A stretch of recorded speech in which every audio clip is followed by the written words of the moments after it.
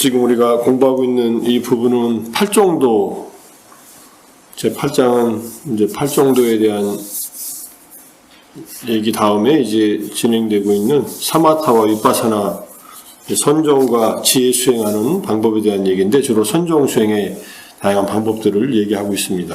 그래서 오늘은 이제 마츠마니카야 20번째 경전, 사유를 가라앉힘 경이라는 경전에 나오는 어떤 이제 명상을 해야 되는가, 이런 주제로 얘기하고, 이 얘기는 계속 이어져서 그 뒤에도 바로 더 진행돼서 나오는데, 높은 마음의 수행, 이걸 정상 심학이라고 하는데, 초기 불교에서 마음을 닦는다 하면은 삼매, 명상을 닦을 때 삼매를 이루는 수행을 마음을 닦는다라고 합니다.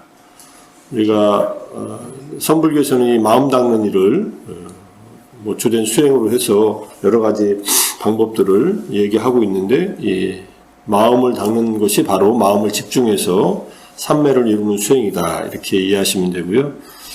정상이라고 하는 것은 뛰어난 더 높은 단계의 이제 삼매를 수행하는 길이고, 이 수행을 통해서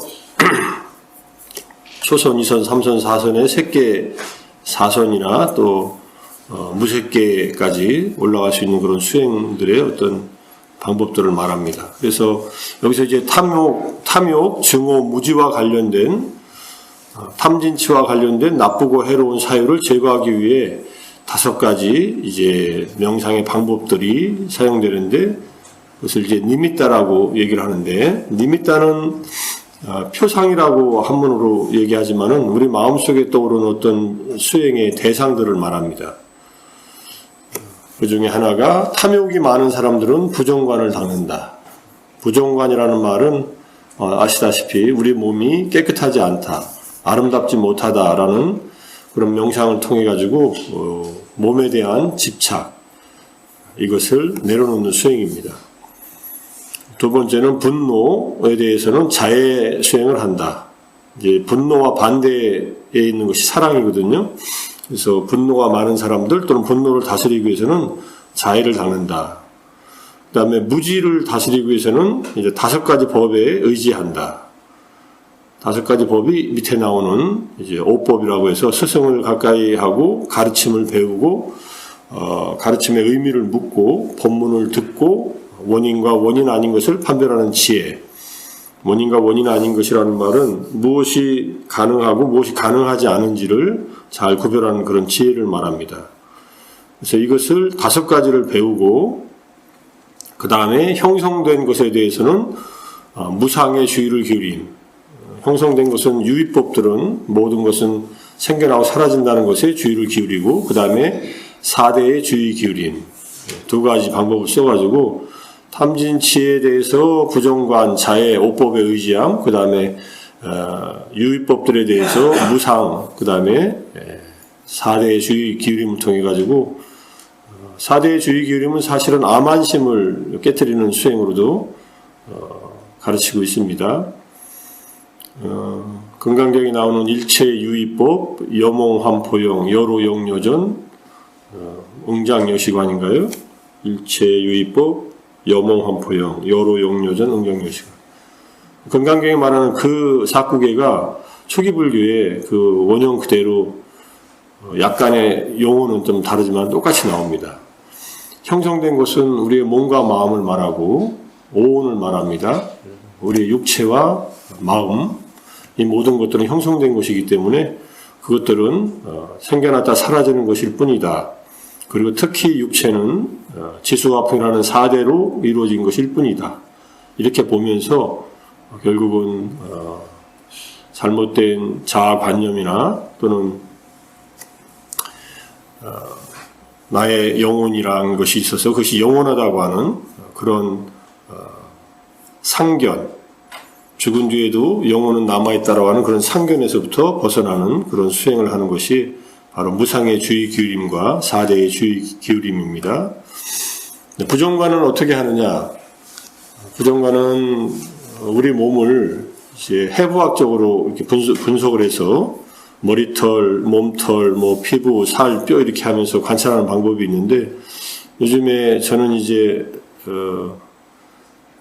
아침마다 명상할 때 경전에 나와 있는 간략한 형태의 부정관 형태를 보니까 피부, 살, 피, 뼈 이 네 가지로 관찰하더라고요. 우리 몸을 이 피부가 한꺼풀 덮고 있잖아요.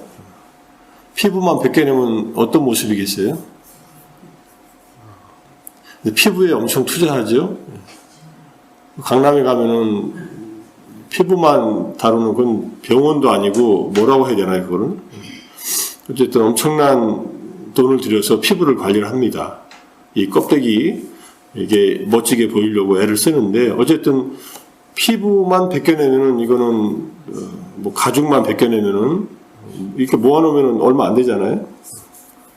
얼마나 될까 벗겨보지 않아서 모르겠지만은 피부를 한번 관찰을 해보고 그 다음에 그 속에 있는 살 머리부터 발끝까지 살을 다 이렇게 마치 우리가 그 소나 돼지를 이제 도살을 해가지고 이렇게 다 부위별로 이렇게 해체해 놓듯이 살을 다 해체해 놨다고 생각하는 겁니다. 생각하면 끔찍하지요. 그런데 그 티벳의 고원지대에는 땅에다 매장하면은 시신이 안 썩으니까 화장을 하든지 조장을 하든지 스님들은 주로 화장을 하고 나무를 구할 수 있으니까 일반 서민들은 나무를 구할 돈도 별로 없으니까 조장을 합니다. 살을 다 발라가지고 새한테 줘요. 독수리들한테. 우리가 보면 징그러운데 그게 마지막으로 이 몸이 독수리한테 공양하면서 보시를 하고 가는 거예요. 좋은 말로 하면. 우리나라 같은 데는 이제 사후 시신 기증하는 그런 뭐라고 할까요? 서약 같은 게 있어서 그것을 한 분은 돌아가시면은 시신을 병원에서 이렇게 모시고 가서 한 1, 2년 정도 다 해부학적인 연구에 그러니까 의술의 어떤 개발에 그걸 사용하고 나서 나중에 다 사용하고 나서 화장해가지고 이제 돌려준다 그러더라고요. 뼈만. 제가 아는 스님, 지리산에서 수행하시는 스님은 그걸 사인해 놓으셨다고 당신은 돌아가시면은 병원에서 올 거라고 하면서 그리고 나서 나중에 이제 이렇게 6월만 오면은 그것만 이제 어디다가 이렇게 해달라고 얘기를 해놓으셨다고 아예 그런 부탁을 해놓으셨다 그러더라고요. 그래서 어쨌든 피부를 벗겨내고 살을 다 발라내고 그 안에 있는 뭐 피는 조금 혐오할 수 있어요. 이 빨간색 혈액 자체가 주는 어떤 그 빨간색이 주는 혐오감이 있으니까 피는 잘 관찰 안 하고 그 다음에 뼈를 관찰합니다. 그래서 머리부터 뼈를 관찰해서 이렇게 내려가 보면 일단 명상 한번 같이 또 해보겠습니다. 그러면은 이 해골이 머리부터 목으로 양팔로 몸통으로 다리 양쪽으로 이렇게 내려가면서 자기 해골이 이렇게 머릿속으로 상상이 돼요. 이게 수행을 자주 하면 직접 보인답니다. 내 해골도 보이고요. 다른 사람의 해골도 보인대요. 근데 해골이 하나씩 있잖아요. 그죠? 잘 모시고 다니잖아요. 근데 그렇게 생각한 적이 별로 없어요. 제가 예전에 한 20년도 더 됐네. 한 25년 전에 태국에 가니까 법당이 있잖아요. 부처님 모셔놓고 이쪽에 법당 한쪽에 이렇게 해골이 이렇게 있어요. 해골이 진짜 해골이. 그래서 앞에 가서 가만히 보니까 진짜 사람의 해골을 이렇게 해놓고 그 다음에 옆에 사진이 있어요. 여성분 사진이에요. 한 30대 정도 됐나? 그래서 그 얼굴을 보고 해골을 보니까 해골이 그 얼굴이더라고요. 우리 해골이 이게 똑같은 것 같지만 이게 뼈가 다 드러나면요. 이 판이 이게 어디 가겠어요? 원래 이 안에 있는 원판이 그 해골이잖아요. 그게 닮았어요. 모습이. 그래서 이걸 왜 여기다 모셔놨냐고 이렇게 얘기를 하니까 여성이 죽으면서 유언을 했답니다. 자기의 해골을 스님들 수행하시는데 썼으면 좋겠다. 그래서 그렇게 시신을 기증해가지고 절에다가 전부 다 이렇게 처리를 해가지고 해골을 이렇게 모셔놓는 경우들이 많이 있습니다. 뭐 그거는 그래도 좀 괜찮은데 어떤 경우에는 시신을 이렇게 뭐라고 해야 되나요? 밀랍처럼 해가지고 보관해 놓은 경우도 있어요. 우리 몸이라는 것이 죽으면은 이게 수분이 없어지면 마르잖아요. 그래서 어떤 사무실에 들어갔더니, 거기는 사무실이었어요. 태국인데. 그 사무실에 들어갔더니 뭐가 인형 같은 게 이렇게 유리관 같은 데다가 모셔져 있고 이렇게 볼 수 있게 돼 있어요. 들여다보고 있었는데 가만히 보니까 기분이 섬뜩해요. 뭐냐고 했더니 죽은 사람이래요. 이 사람도 두 사람이었는데 시신을 기증해가지고 오는 사람마다 보고서 부정관 하라고 시신을 그렇게 해놨더라고요. 또 어떤 절에 가서 보니까는 글씨가 써 있어서, 태국말로 글씨가 써 있어서 태국 스님한테 이게 무슨 글씨냐고 물어봤더니 너희들도 곧 나처럼 될 것이다 이렇게 써 있어요. 까불지 마. 결국은 이런 모습으로 될 거야. 이게 부정관을 할 때 부정관하고 백골관, 부정관하는 백골관이 들어가 있으니까. 그래서 미얀마 가서도 이 산매를 닦는 수행처 파욱센터 가면은 바뀌건 아니건 이렇게 해골을 이렇게 진짜 해골을 이렇게 모셔놓고 있습니다. 그게 별로 거부감은 느끼지는 않아요. 근데 수행의 방법으로 쓸 때 그 해골의 모습을 표상으로 해가지고 내 머리부터 내 몸의 저 발가락 끝까지의 뼈를 쭉 관찰하는 거예요. 별로 하고 싶지 않으시죠? 아름답게 생각하고 멋지게 이렇게 기억되고 그러고 싶지만은 실제로 우리 몸은 죽어서 누워버리면은 그런 모습이 듭니다. 저는 금년 봄에 이제 세상을 떠난 이제 해봉 선생이라고 명상 아카데미 하시고 지금도 행복학교 그 사람들이 명상하는데 그분이 갑자기 가셨어요. 갑자기 가신 건 아니죠. 암으로 투병하다가 3년 만에 가셨는데 우리 스님 한 분하고 우리 명상 지도자 협회 같은 이사였으니까 입관할 때 갔습니다. 오랜만에 입관할 때 가가지고 스님이 요령 드시고 저는 옆에서 보조로 목탁 치면서 같이 연보를 했는데 그때 이 시신의 모습을 쭉 봤어요.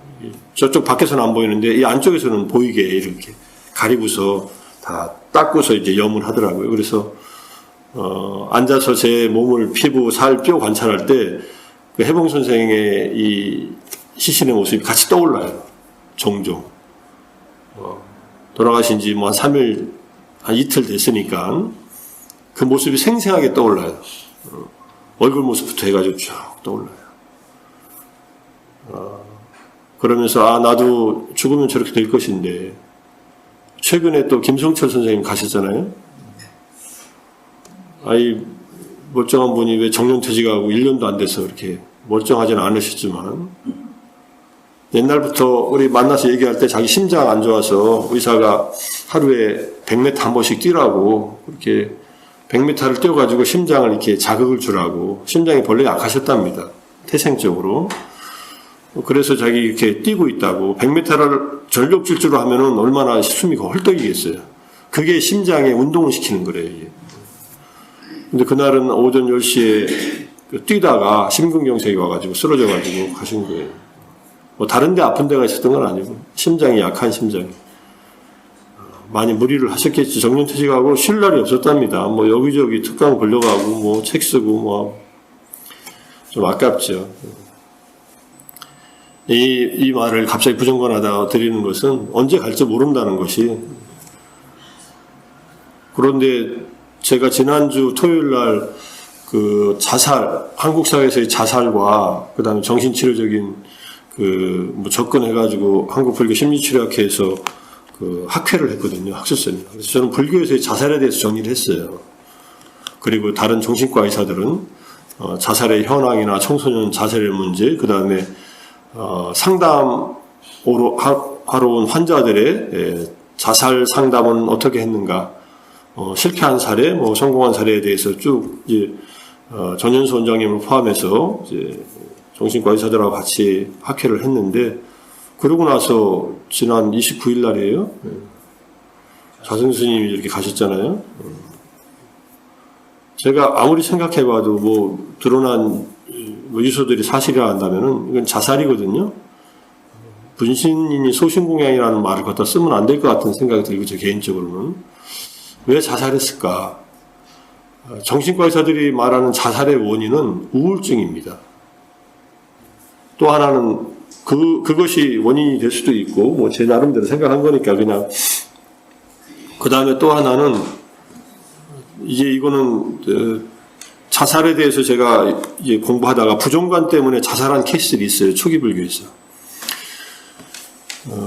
그 케이스는 부처님께서 보시니까 이제 500명의 이제 같이 출가한 수행성들이 있었는데, 이 500명의 수행성들이 이미 수행을 잘해서 깨달은 분들도 있고 깨닫지 못한 범부들도 있어서, 이미 깨달은 분들은 뭐 죽음이 다가와도 큰 문제를 안 되는데, 깨닫지 못한 분들은 그런 자살의 사건이 일어날 것을 부처님이 아시고 부정관 수행을 가르칩니다. 그래서 많은 사람들이 부정관 수행을 공부해가지고 마음의 안정을 얻고 그 다음에 이제 자살들을 해요. 자살을 했든지 서로 죽이든지, 죽여달라고 이렇게 얘기해서 타인으로 하여금 자기를 죽이게끔 하든지. 그래서 한 500명 중에 최소한 뭐 한 200~300명은 죽어요. 대중들이. 부처님은 그 자리를 떠납니다. 부처님은 다 아시고 계셔서 당신이 있어도 이걸 막지 못할 일이라는 걸 아셨기 때문에 보름간을 다른 곳에 가 계세요. 그 사이에 그런 일들이 벌어져요. 이거는 부정관의 후유증이 아니라 그분들이 갖고 있는 전생에 지은 악업의 결과로 이 생에 그렇게 생을 마칠 것이라는 걸 부처님이 보신 거예요. 그래도 가기 전에, 이 생을 떠나기 전에 마음이라도 닫고 이 생에서 아직 깨닫지 못한 자들은 천상에 가라고 그렇게 수행법을 이뤄준 게 부정관이었어요. 그런데 핵심은 깨달은 분들은 자살하지 않습니다. 선명하게 교리적으로도 나오는 게, 수타원이 되면은 5개를 깨지 않아요. 5개 중에 첫 번째가 살생이거든요. 내가 나를 죽이면 살생이 아닌가 하지만 이거 살생이에요. 그죠? 이것도 생명이잖아요. 그러니까 스스로 자살하지 않아요. 특히 아라한이 된 분들은 죽음을 당기지 않습니다. 그 다음에 삶에 집착도 안 해요. 삶에 대한 애착도 없지만 죽음을 당기지도 않는다. 그러면 그때를 그냥 기다릴 뿐이다. 이렇게. 잘 익은 열매가 나무에서 그냥 자연스럽게 떨어지듯이 이 몸이 생명이 다해서 죽을 날을 그냥 기다릴 뿐이다. 근데 뭘 하면서 기다리냐면은 세상 사람들을 위해서, 세상 사람들의 유익함, 행복을 위해서 열심히 기여하다가 이 세상을 마친다는 거예요. 이게 중요해요. 그 경전에 분명하게 나와 있어서 제가 지금 나중에 이제 논문으로 쓰고 하면은 또 말씀드리겠지만은, 죽기 전까지 자신과 타인을 이롭게 행복하게 하기 위한 노력을 하다가 마지막에 죽음을 맞이한다. 이렇게 되어 있습니다. 불자들이 뭐 누구도 따라하진 않겠지만 누가 자기 집에 불 지르고 그리고 죽진 않겠죠. 그죠? 보통은 화가 나면은 그런 짓을 하는 사람들이 종종 있어요. 시골에서 요즘에 뭐 불 지르고 죽는 사람도 있고 사람 죽으라고 불 지르는 경우도 있지만은, 이 사건을 제 눈으로 보면은 그런 문제가 있고, 또 그게 이제 하나는 우울 증상에 의해서 그럴 수가 있다. 그 다음에 두 번째는 수행을 안 한 채로 업이 무거우면은 그렇게 할 수도 있어요. 출가했는데 수행을 안 하잖아요. 그러면 이 출가해갖고 산 삶의 어떤 그런 그 빚이라고 하는데, 그 빚의 무게가 무거워서 자살할 수도 있습니다. 좀 안타까운 일이고 일어나서는 안 될 일이 일어났지만은, 그래서 어떤 경우에도 그렇다고 누구를 위해서 내가 이거 가니까 누구를 위해서 죽는다는 것도 아니잖아요. 고사행을 하다가 자기가 죽고 다른 생명을 살리기 위해서 목숨을 던지는 경우는 있어요. 이건 자살이 아니라 저쪽 생명을 살리기 위해서 자기 목숨을 던지는 거예요. 이것도 보살만 할 수 있어요. 보통 사람들은 그렇게 해서도 안 되고, 초기 불교의 경전에 보면은 3건의 자살을 부처님이 나중에 이제 이렇게 인정하는 케이스가 나옵니다. 고디카, 찬나, 왁갈리라고 하는 3분의 스님들인데, 고디카 존자는 수행이 지금 이런 수행을 하다가 삼매를 얻고 나서 삼매에서 다시 벗어나면 마음이 불편해지고 이걸 6번이나 반복을 해요. 삼매 속에 들어가 있다가 내려오고 나오고 7번째 들어갔다가 나오면서 자살을 해요. 이분의 마음속에는 주석서에 보면은 삼매 상태에서 목숨이 끊어지면은 그 삼매 상태에 해당하는 천상에 범천의 세계에 태어날 수 있다는 것을 알아요. 알고 있어요. 그래서 그 범천의 세계에 태어나기 위해서 이 생의 생을 마쳐요.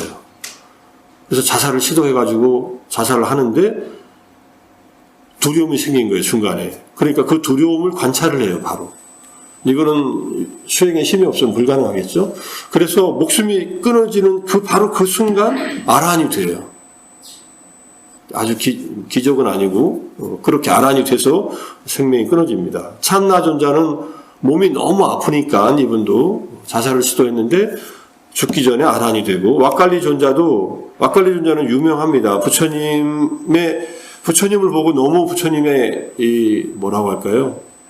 외모가 너무 출중하셔가지고 그거에 반해서 출가한 분이에요. 늘 부처님을 따라다니면서 수행을 해요. 부처님이 나중에 내 이 몸 결국은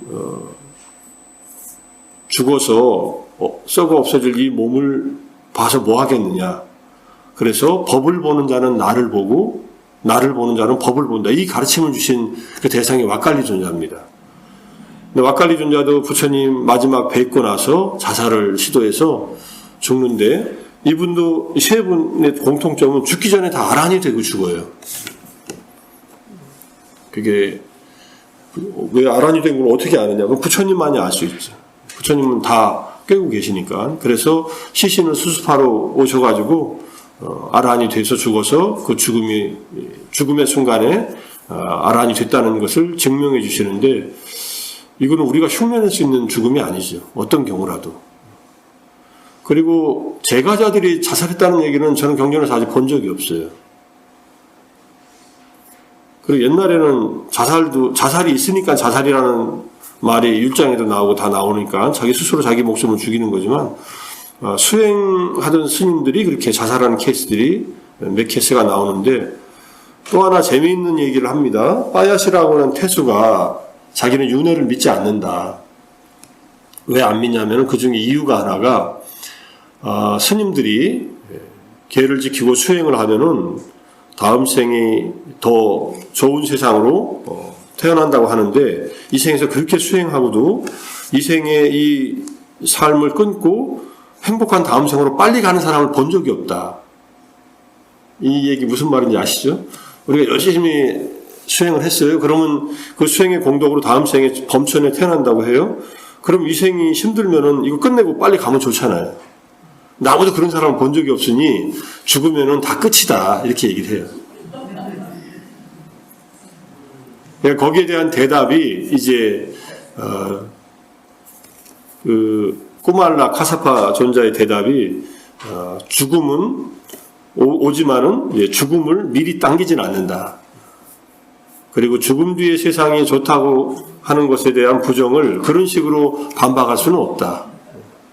이렇게 이제 답은 하십니다. 그리고 아란이 돼서 깨달음 얻으면은 죽음을 그렇게 당기지 않는다. 이런 말씀을 하시니까 어쨌든 자살하면은 이게 제일 중요한 것은 누구를 고무시켜서 아유 힘든데 살아서 뭐하냐 빨리 죽어서 그동안 열심히 부처님에게 기도한 공덕으로 극락세계에 가고 천상에 갈 텐데 빨리 이 세상 하직하지 이래서 상대방이 일찍 죽었어요. 그런 건 살인이에요.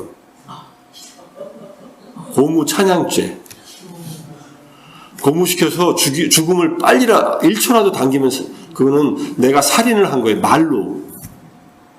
그건 똑같아요. 칼로 찔러 죽인 거나 말로 해서 죽인 거나. 심지어는 이게 사형시키는 곳에 가서 이 망나니가 이 사람을 죽여야 되는데 금방 딱 죽이지 않잖아요. 그럴 때 지나가는 스님이 전에도 한두 번 말씀드린 거 있는데 지나가는 스님이 저 사람들 벌벌 떨고 있는 저 모습이 가련해서 아유 어차피 죽일 거면 빨리 죽이지 왜 저 사람들 이렇게 저렇게 떨게 하냐. 그래갖고 진짜 이 망나니가 그 말을 듣고 죽여요. 그러니까 스님이 계속 마음이 아픈 거예요. 이게 뭔가 잘못한 것 같은데 마음이 찜찜해가지고 부처님한테 가서 부처님 제가 오다가 이런 일이 있었습니다 하니까 그때는 잘못한 거라고. 그때의 그 말로 그 사람이 처형을 1초라도 당겼다면은 그거는 살인, 발하이죄를 범한 것이다. 그러니까 연민의 마음으로라도 생명을 일찍 죽이거나 죽이게 해서는 안 된다는 뜻이에요. 이거는 누군가 죽겠다고 해서 안락사 시켜달라고 해서 안락사를 도와주면 안 된다는 얘기입니다. 내가 안락사를 하는 것도 안 되지만은 남을 그렇게 죽여서도 안 돼요. 죽게 해서도 안 되고. 아까 자살해가지고 아란이 되는 케이스를 제외하고는 자살에 대한 얘기가 좋게 나온 적은 없고 어떤 경우에도 타인의 생명을 조금이라도 단 1초라도 0.1초라도 빨리 끊어지는데 도움이 되는 말과 행동이나 그런 것을 지시하면은 안 된다는 얘기입니다. 근데 이걸 잘 몰라요, 우리가. 그러니까 뭐 동물들 안락사시키고 그러잖아요. 그거는 살인이에요. 살생이에요, 살생. 살인은 아니라도. 요즘에 반려동물들 많이 기르시잖아요. 반려동물들 죽어서 우울증 걸려가지고 병원에 오는 분들도 꽤 있대요. 너무나 가깝게 지내서. 개를 사람 취급해가지고 아유 내 새끼 하고서 개들도 자기 엄마 아빠라고 생각하고 사나 봐요. 그런 개가 죽으면은 얼마나 가슴 아프겠어요. 뭐 잘 보살피다가 죽어서 이제 제 개들도 화장시키고 그런데요. 개 화장하는데 얼마나 드냐 하니까 한 30만 원 쓴다고 누가. 뭐 그렇게 해가지고 잘 보내는 건 좋은데 너무 애착이 많은 것은 그것도 문제 있죠. 근데 제가 볼 때는 개를 위해서 개를 기르지는 않아요, 인간들이. 자기를 위해서 기르지. 자기가 외롭고 힘드니까 개라도 기르면서 그런 마음을 붙이는 것이 더 많다고 생각을 하는데 남방에는 어떻게 하느냐. 개와 고양이들이 절에서 자유롭게 살아요. 누구도 기르지 않아요. 근데 개들이 밥이 있으니까 또 밥을 주니까 먹고 하지만은 개를 기르진 않습니다. 일부러 기르진 않아요. 묶어놓은 개들도 없어요. 그래서 묶어놓으면 기르는 거잖아요. 근데 개가 커도 전혀 인간들과 그냥 서로 그냥 공존해요. 아주 평화롭게. 어떤 개들도 구박받지 않고 어떤 고양이도 이렇게 쫓지도 않고 그래요. 그냥 개들은 개들대로 살고 사람은 사람대로 살아요. 뭐 그러면 괜찮죠, 사실은. 부정관 얘기하다가 자살 얘기하다가 빙 돌아와서 왔는데 그럼 어떻게 죽는 게 좋으냐? 죽음의 순간을 돌이킬 수 없을 때는 우리가 평소에 하던 수행의 주제를 생각해서 그 주제에 마음을 모으고 몸이 아픈 것을 견딜 수 있는 데까지 견디면서 그 다음에 완화할 수 있는 데까지 완화하다가 그래도 완화가 안 되고 고통이 올 거 아니에요. 그럴 때는 몸은 아프지만 마음은 아프지 말자. 부처님이 병문안 가서 마지막 하시는 말씀이에요. 그대의 고통은 좀 괜찮은가 이렇게 질문하면은 아픈 사람들이 아프다고 얘기를 합니다. 그러면 부처님이 아주 정직하게 내 몸은 아프지만 마음은 아프지 말자. 이렇게 마음 먹고 몸의 아픈 것을 잘 견디고 마음에 분노가 일어나지 않도록 또 욕심이 일어나지 않도록 무지에 사로잡히지 않도록 맑게 깨어있으라고 이렇게 가르치고 그 상태에서 임종을 맞이하라고 이렇게 가르칩니다. 그게 우리들이 죽는 방법이에요. 죽음은 막을 수 없는데 당기지 말고 일부러 죽으려고 하지 말라. 저절로 온다. 이렇게.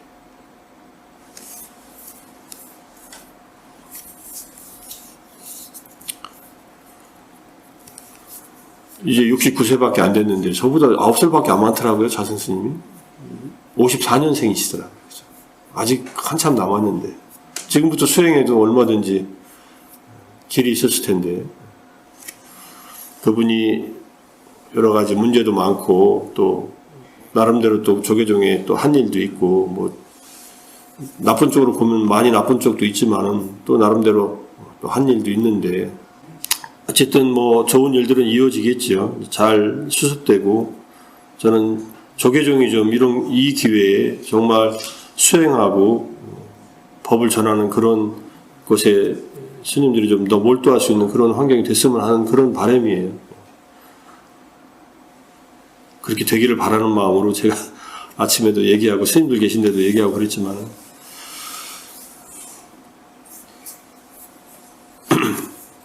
자, 어쨌든 이런 이제 명상의 이 기법들을 사용해서 정처 없는 사유란 생각이 이리저리 떠돌아다니는 겁니다. 그것을 극복하는데 성공한 수행자.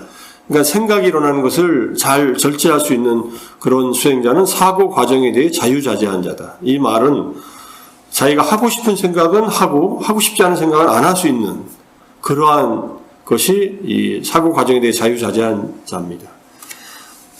기분 나쁜 생각이 떠올랐어요. 그럼 어떻게 하세요?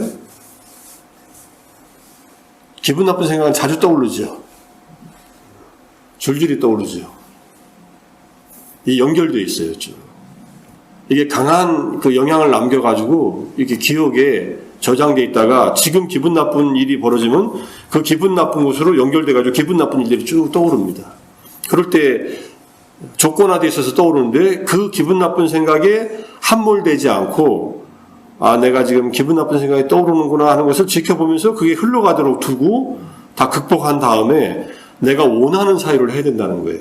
내가 행복하기를, 그 인간도 행복하기를 이렇게 하면서 그래서 내가 원하는 사유는 탐진치에서 벗어나는 사유니까 그런 사유를 해야 된다 이런 얘기고요. 그렇게 할 때 가래나 족쇄나 자만이 제거된다.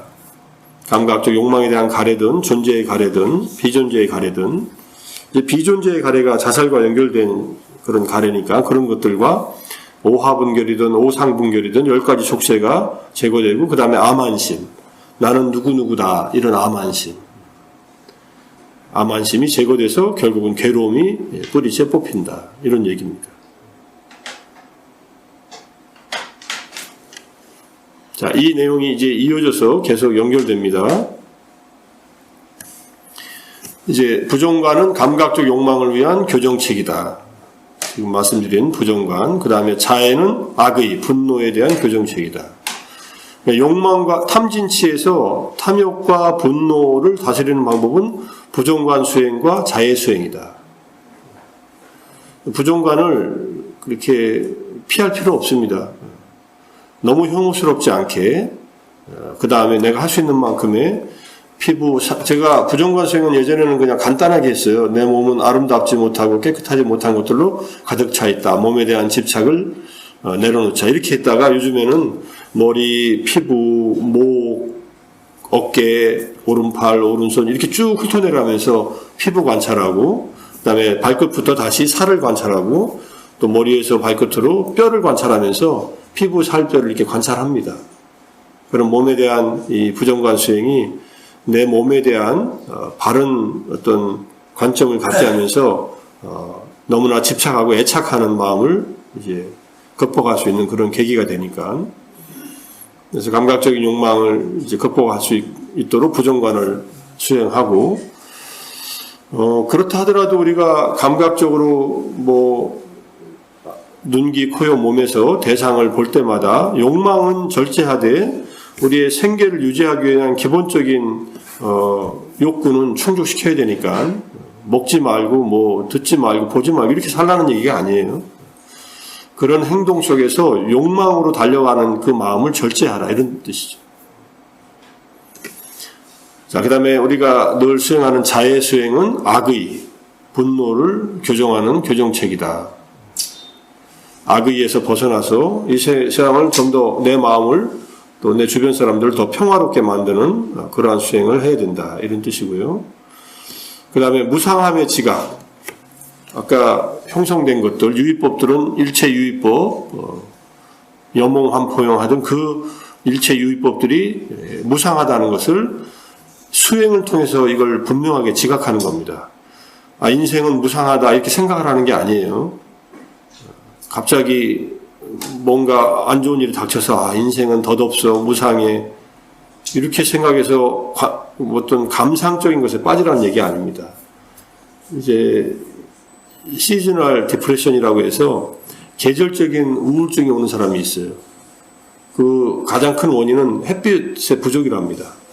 햇빛이 부족하면은 피부에 햇빛이 적게 닿고 햇빛을 쐬지 못하면 뭐 멜라토닌이 분비가 안 돼가지고 우울한 심리 상태가 된다고 하니까 그런 분들은 집에서 좀 등을 좀 밝게 켜놓고 여러 가지 이제 조치를 취하면 되고 그러는데 그런 어떤 무상함의 어떤 것이 아니라 진짜 이 무상함은 이 몸과 마음의 경험을 꿰뚫어 보면서 어떤 것도 머무는 것이 없다는 것을 직접 관찰을 통해서 지각하는 겁니다.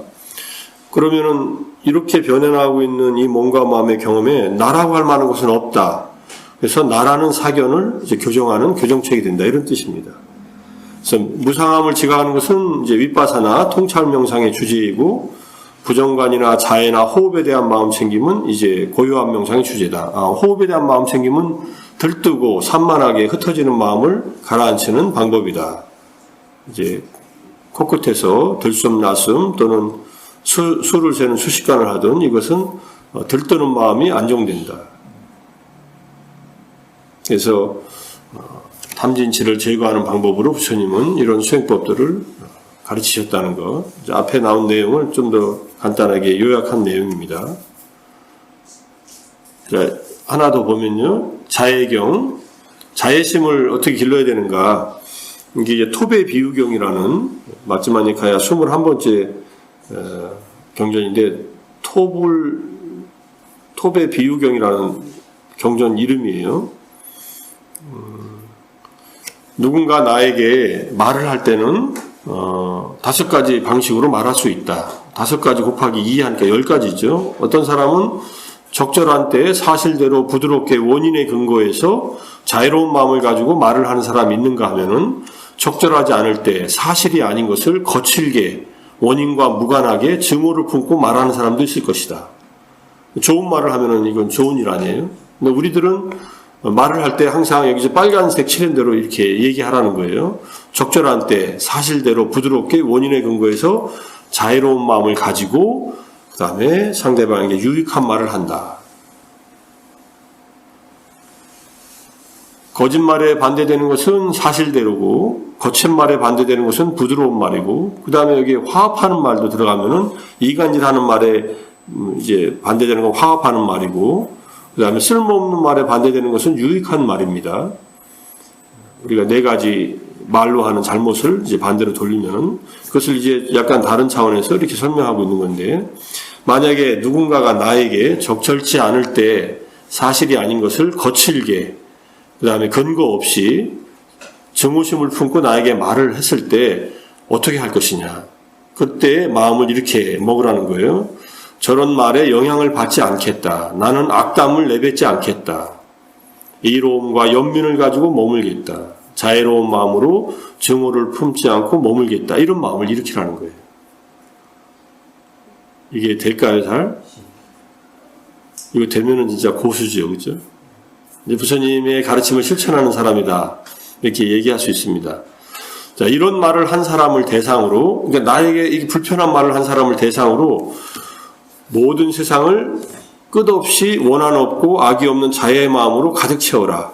그 사람을 대상으로 한 자애의 마음을 일으키고 설령 원수나 도둑이 톱으로 내 팔다리를 사지를 자르더라도 그들에 대해서 분노로 내 마음을 더럽힌다면 나의 가르침을 따르는 제자가 아니다.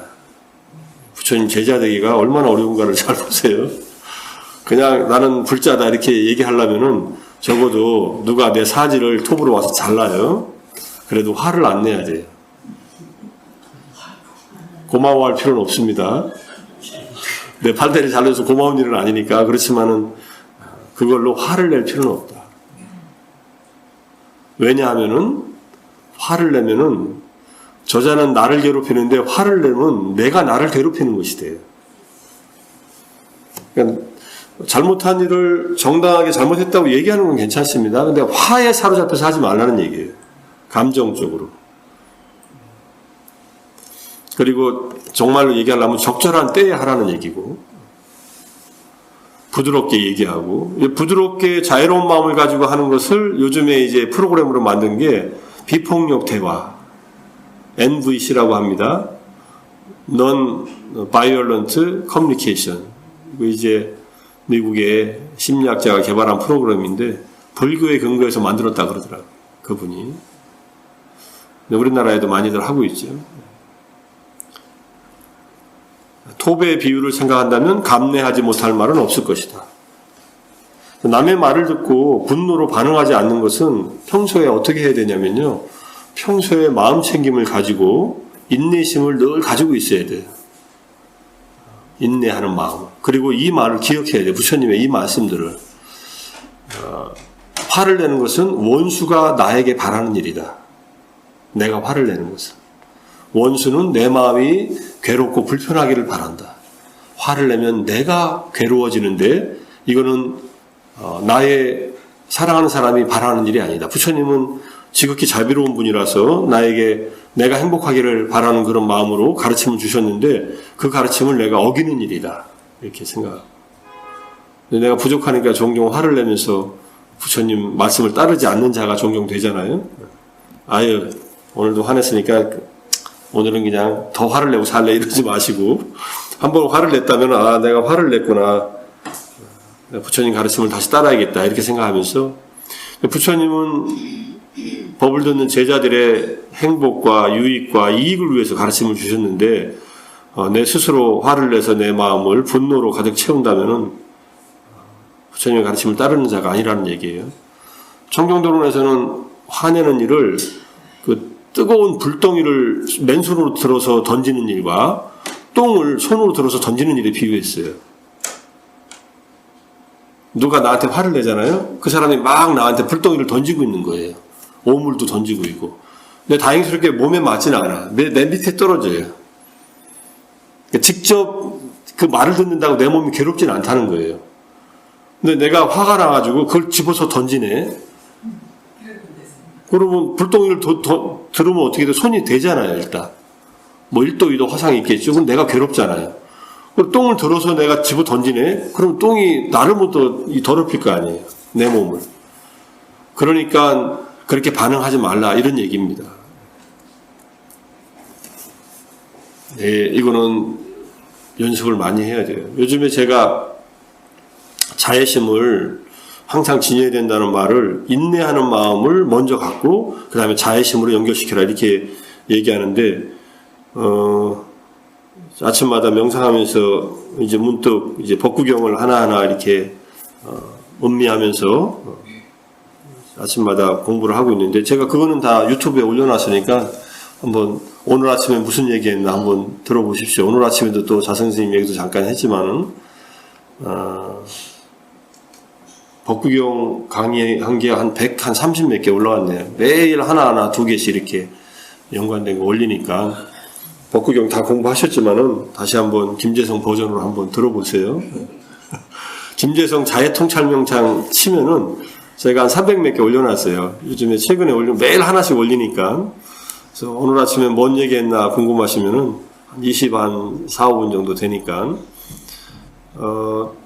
그러면서 이제 마하시 스님의 윗바사나 수행 방법론이라는 책을 보면서 제가 어떻게 세상에서 수행해야 되는가 하는 그런 것에 초점을 맞추고 이렇게 법문들을 음미해 보니까 아주 간단합니다. 매 순간 8정도로 행하든지 6바라밀로 행하면 된다. 이게 다 포함하고 있어요. 8정도, 내가 8정도를 닦고 싶다 하면 8정도를 매 순간에 마음이 흘러가는 순간순간에 그 마음에 8정도를 결합시켜라. 나는 대승이 좋다, 붓다가 되겠다 이렇게 성부를 발언한 분들은 6바라밀을 결합시켜라. 어떻게 하느냐? 8정도를 결합시킨다는 말은요, 먼저 계를 갖출 것. 이게 6바라밀로 하면은 지게바라밀이에요. 그죠? 6바라밀에도 지게바라밀이 있잖아요. 보시, 지게, 인욕 이렇게 나가니까.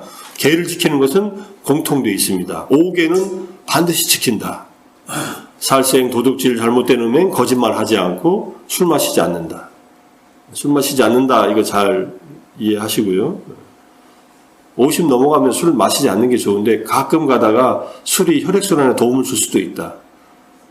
결국은 잘못하면 많이 마시면 알코올성 치매가 오니까 마시지 말라.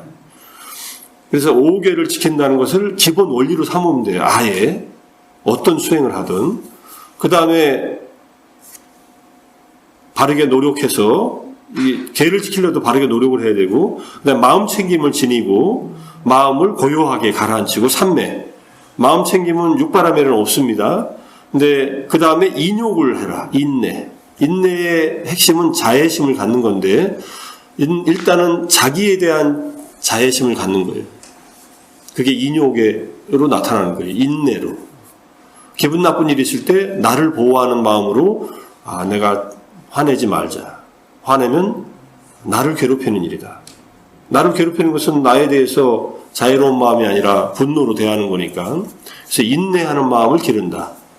인내는 팔정도에 어디 있느냐 하면요, 정사유에 있습니다. 정사유.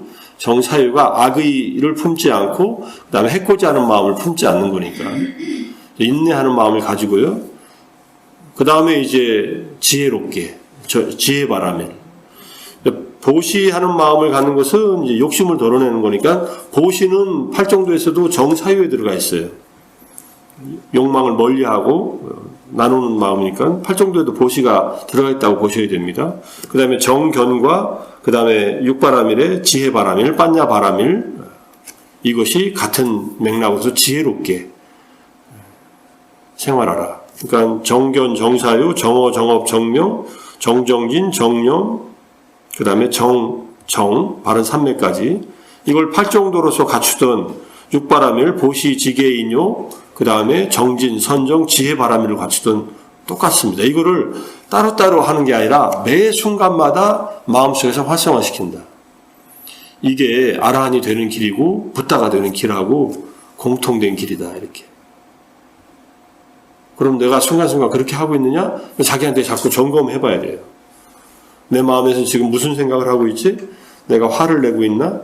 과거에 불편했던 일 때문에 지금 사람들에게 또는 원망심을 갖고 있나? 또는 미래에 대해서 두려워하고 불안해하고 있나? 그렇다면 팔정도에서 떠나고 육바라밀에서 떠나 있는 마음이에요. 물론 앞으로 다가올 일을 불확실한 미래에 대해서 준비하는 것은 그건 의미 있는 일이지만, 그렇다고 해서 불안해하고 공포에 떨고 이럴 필요는 없다, 이런 얘기입니다. 그래서 어떻게 매 순간의 마음에 팔정도가 육바라밀이, 저는 두 개가 같다고 생각하는데 다른 차원이 있다면은 팔정도는 자기의 번뇌를 다스리기 위한 수행이라면 육바라밀은 자기의 번뇌를 다스리는 것 플러스 타인을 도와주는 일이 같이 결합되어 있어요. 팔정도도 그렇게 닦으면 되긴 돼요. 그래서 육바라밀을 닦을 때는 항상 자기의 한 행위들이 모든 중생들의 열반에 회양되도록 하는 그 마음, 그러니까 대비심, 보리심 양쪽을 가지고서 수행하면 된다, 이렇게 이해하면 될 것 같습니다. 그래서 내가 붓다가 되겠다고 마음먹은 분들은, 더더욱이 보살들은 이런 나에게 다가오는 이런 경험들에 대해서 부정적인 반응을 보이지 않고 잘 인내하면서 정말로 지혜가 완성되도록 그렇게 수행하는 것이 이제 보살의 실천 수행이니까. 그래서 불교 수행은 순간순간의 마음의 흐름에 팔정도와 육바라밀의 이 덕목을 결합시켜서 살아가는 일이다. 그렇게 살아가면은 마음이 행복해질 수밖에 없어요. 오늘 아침에 읽은 법규경 194번째 법규경 개성인데 간단히 말씀드리면, 스님들이 모여 앉아가지고 세상에서 뭐가 행복이고 즐거운 일일까? 이렇게 얘기하니까 스님들이 모여서 하는 말이 맛있는 거 먹는 거지, 사람들과 사랑을 나누는 일이지, 이런 얘기들을 하고 있으니까 부처님이 무슨 얘기했냐? 이렇게 얘기하니까 이런 얘기를 했습니다. 그러니까 이 친구들아, 그거는 이 세상에서 윤회를 더 가져올 뿐이고, 진정한 행복은 부처님이 세상에 태어나는 일이야. 그리고 부처님의 정법이 세상에서 가르쳐지는 일이고, 그 다음에 승가의 구성원들이 화합하는 일이고, 화합된 승가의 구성원들이 정진하는 일이 이게 진짜 행복이다. 이렇게 얘기를 하셔요. 그러니까 이제 이 삼보법회에 나오시는 이 삼보법회 여러분들이 이렇게 오셔가지고 같이 정진하는 이 마음이 서로 화합해서 한다면은 이게 행복한 일이다. 이런 얘기예요. 간단히 말하면. 승가에 출가한 스님들의 화합이 행복을 가져온다는 말은 이미 많이 하셨으니까. 그러니까 삼보가 이 세상에 있다는 것이 행복한 것이고, 우리 삼보법회니까. 그 다음에 화합한 이 구성원들이 정진하는 일이 행복한 일이다. 그래서 정진하지 않으면 행복하지 않아요, 사실은. 근데 화합도 안 하고, 부처님에 대한 믿음도 없고, 정법이 무엇인지도 공부하지도 않고, 그러면 불행할 수밖에 없죠. 그래서 우리가 운동을 하면은 그 운동하는 행위가 내 몸을 건강하게 해주잖아요. 부처님 법을 배워서 실천하면은 법을 배워서 실천한 그 마음이 나를 보호해요. 법이 내 마음을 보호해줘요. 그렇게 보호를 받을 때에만이 우리가 불법의 어떤 가피를 받는 겁니다.